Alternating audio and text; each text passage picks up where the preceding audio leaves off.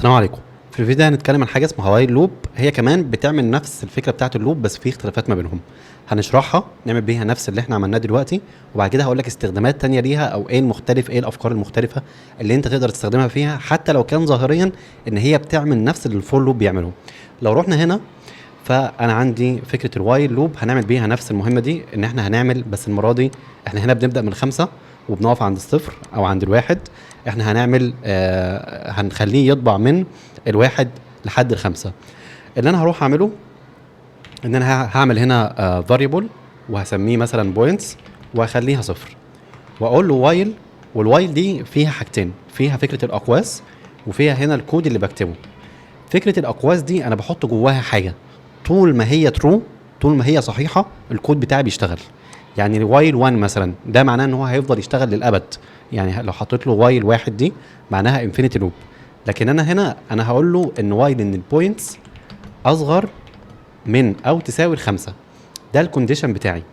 هيعمل ايه؟ هيعمل حاجتين، هيطبع لي البوينتس كونسول دوت لوج البوينتس، والبوينتس هيزودها واحد كل مره. خلونا نعمل ريلود ونشوف. هنا الفكره ان احنا بدانا من صفر، وبعد كده بقول له ان البوينتس اقل من 5، وكل مره جوه الوايل دي بيزود لي البوينتس. خلونا نفتحها في تابه جديده بالشكل ده، هتلاقوا ان هو طبع لي صفر لحد 5. عايزين نشرح الكود بشكل افضل علشان يكون واضح بشكل كويس. الحته دي انا عندي فيها الكونديشن اللي طالما ما تحققش فهو بيفضل يخش جوه الوايل. لما بيخلص الوايل بيروح يبص على الكونديشن. يعني هو هنا بدأ من الصفر، راح قال له ان الصفر اصغر من او يساوي 5، قال له لا، راح طابع الصفر هنا وبعد كده زود واحد. راح تاني البوينتس دلوقتي بواحد، قال له ان هي اصغر من او تساوي 5، قال له لسه اصغر من او تساوي 5 معذره، يعني ترو الكونديشن اتحقق مش لا. طيب بيدخل يزود واحد ويرجع تاني، البوينتس لسه اصغر من او يساوي 5 وهي باتنين 3 4 5. طب 6 اصغر من او يساوي 5 لا، فخلاص بيطلع هنا من الوايل لوب. دي فكره الوايل لوب ببساطه. نقدر نستخدمها في ايه؟ خلونا نعمل فكره دلوقتي مع بعض. الفكره اللي احنا عايزين نعملها ان احنا نقول للمستخدم ان هو يدخل سكور معين، ونفضل نزود السكور اللي هو هيدخله. يعني هو مثلا راح مدخل لي ايه؟ راح مدخل لي 10 20 30 1 2، نفضل نجمعهم لحد ما يجيبوا ال100 او يكسروا ال100، يعني يبقوا هم جابوا ال100 او يكسروا ال100. في الحاله دي خلاص هكسر الوايل بتاعتي، هكسر اللوب بتاعي. اللي انا هعمله علشان اطبق الفكره دي ان انا هقول له هنا البوينتس بصفر، وهقول له ان البوينتس اصغر من او اصغر من 100 مثلا بالشكل ده. طول ما البوينتس اصغر من 100 زي ما انتم شايفين هو هنا راح طبعا لحد 100، احنا عايزين نتجاهل ده. اللي انا هعمله ان انا هاجي هنا هقول له let point بتساوي prompt enter the new point. هقول له دخل لي البوينت الجديده، وهاجي هنا عند البوينتس اللي هي بصفر كل مره هزود فيها البوينت، هزود عليها البوينت اللي المستخدم بيحطها.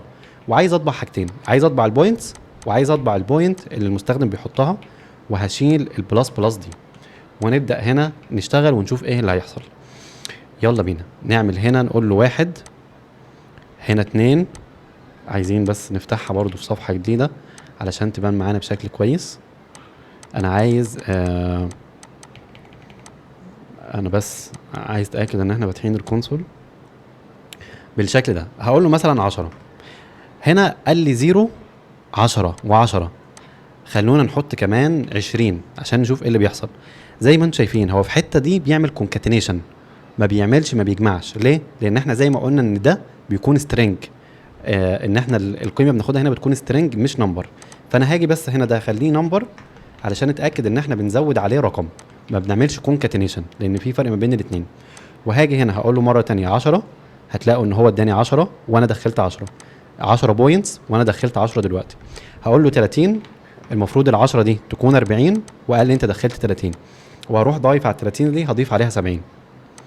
راح حطني 110 و70، وال110 كونها خلاص يعني البوينتس دلوقتي ما بقتش اصغر من ال100، الكونديشن بقى فولز، ان 110 اكبر من ال100 الكونديشن بقى فولز، فهو خلاص بيطلع من الوايل دي.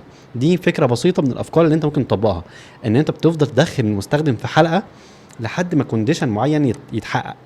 يعني انت بتفضل تقول له لا دخل لي البيانات كده غلط، البيانات كده غلط، لسه في حاجه ما اكتملتش، لسه في كذا، بتفضل تدخله فيها. وزي ما قلنا احنا بنعرف كومبوننتس مختلفه، وهتفهم اكتر كل حاجه ممكن ان هي تتعمل ازاي، او ممكن تتحط في انهي حته في التطبيقات العمليه. طيب هنا في حاجه دي ليها اكتر من اسلوب في الكتابه، خلونا نشيل الاثنين دول.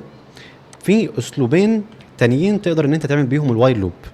في اسلوب احنا زي ما احنا قلنا ان انا بيبقى عندي اكتر من حاجه، بيبقى عندي الستارت والاند او الكونديشن، خلينا نقول كونديشن، والاوبريشن نفسها اللي هو ايه اللي هيحصل، العمليه نفسها، سواء اضافه ان انا بضيف رقم، بزود، بنقص، بعمل انكريمنت، بعمل ديكريمنت، الحاجات اللي زي كده. في عندي اسلوبين، في اسلوب اسمه دو وايل، وفي اسلوب اسمه وايل دو. دو وايل فكرته ايه او بيتكتب ازاي؟ دو وايل بيتكتب كده دو something while. وايل هنا بديلها الكونديشن. الكونديشن ايه الفكره منه؟ الفكره هنا ان انا بطبق الحاجه دي مره على الاقل. يعني هقول له مثلا هنا ان السكور ليت سكور بتساوي 0، خلاص وايل السكور دي معناها هنا خلاص الصفر هتديله فولز فمش هيكمل. لكن الكلام اللي هنا هيتطبق مره على الاقل. لو كتبت هنا كونسول دوت لوج تراي دو وايل، هنا عملت سيف ريلود تراي دو وايل، فده اتطبق حتى رغم ان الكونديشن ده خلاص مش هيكمل. يعني هو خلاص مش هيكمل، حاجه بتتحقق مره على الاقل. انا زي ما قلت لكم دي مجرد اكواد، مجرد مجموعات بازل، وفي التطبيقات العمليه هتعرف امتى تستخدم كل حاجه وانهي المكان اللي بتستخدمها فيه بشكل كويس. في حاجه عكسها اسمها وايل. وهنا بديها الكونديشن، بقول له هنا جوه البادي ده بقول له الحاجه اللي انا هعملها، وهي اللي احنا عملناها، اللي هو console.log